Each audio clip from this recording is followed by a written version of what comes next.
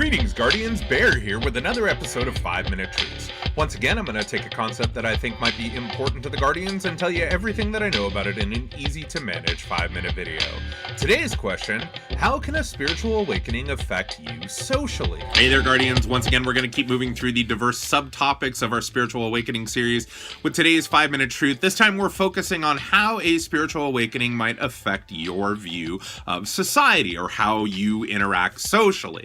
Now, again, I've put together a short list beginning from sort of the more simplistic changes and leading to the more profound. So we're going to get started today with: you may wish to make the world a better place. Look, in the Boy Scouts, we had a rule when we were camping: always leave the campground a little cleaner than you found it. And when all is said and done, there are a lot of us who understand that our tenure on this planet is just as temporary as that weekend trip to the forest. So you may feel like you want to leave the whole planet a little better than you found it. In fact, there's actually a name for those type of people. We call them light workers. So what is a light worker, you might ask? Well, light worker is an umbrella term used in metaphysics for someone who works towards the betterment of all. It is a broad term for someone who has a passion for serving others towards the greatest and highest good of all concerned. Now, don't worry if that still doesn't make sense. I will be doing another 5-minute truth on what is a light worker here shortly, so look forward to that coming out. Conversations may seem shallow or tedious. Look, even though you might be reducing your social circle to those people with whom you still resonate, you might find that when you do get into conversations, you feel a sense of separation from the topics or discussion. You might realize that very few people in this world are comfortable with talking about deeper, more meaningful subjects, such as compassion or emotional connectedness.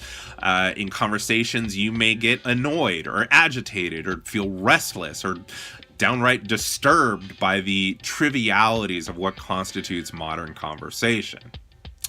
You may begin to see just how unhappy people really are. Look, life is a struggle. There's no avoiding that. But you can make it as easy on yourself as possible. I like to think of life as a well that we drink from every day. Today, you might have gotten into a political argument on Facebook or something, and that throws a little bit of toxins into your well. But if the water's clean enough, then it dilutes, it's not poisonous. But now imagine that every negative interaction that we have on a daily basis, everything from our moments of road rage during our commute, to those arguments that we get into on the internet, to just listening to and absorbing the negativity of the news stories daily around us. All of those things add pollutants to our well. And when you start to think about it that way, it starts to make sense as to why a lot of people around us are unhappy or angry, huh?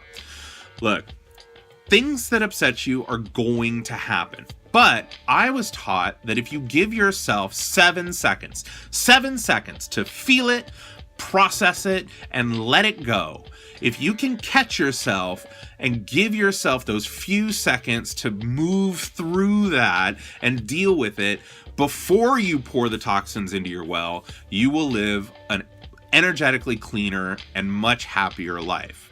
All right, now here's the big one. You may begin to realize that a lot of what we are taught is a lie. All right, look, it is very hard to say that without sounding like it's some giant conspiracy out to get you. But I'll give you an example of what I mean in this instance. In science, there's a phenomenon known as unconscious selective attention. And the best example of this is as plain as the nose on your face. No, literally. See, our nose is constantly in our field of vision, but our brains actively filter out that visual stimuli because we don't need it.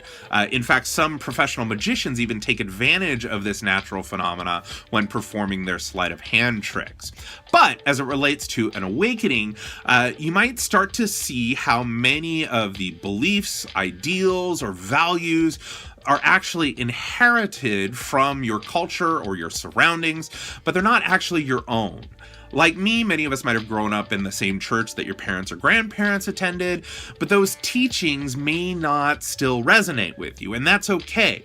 As long as you continue to strive to be completely authentic to yourself and to others around you, as long as you are working towards the greatest and highest good of all concerned, those changes to your vibrational field will allow you to feel how the truth, your truth, will resonate cleanly with you. Again, I want to thank you for joining me for this 5-Minute Truth. I hope that you enjoyed it and that you'll look forward to all the new content coming up on this channel.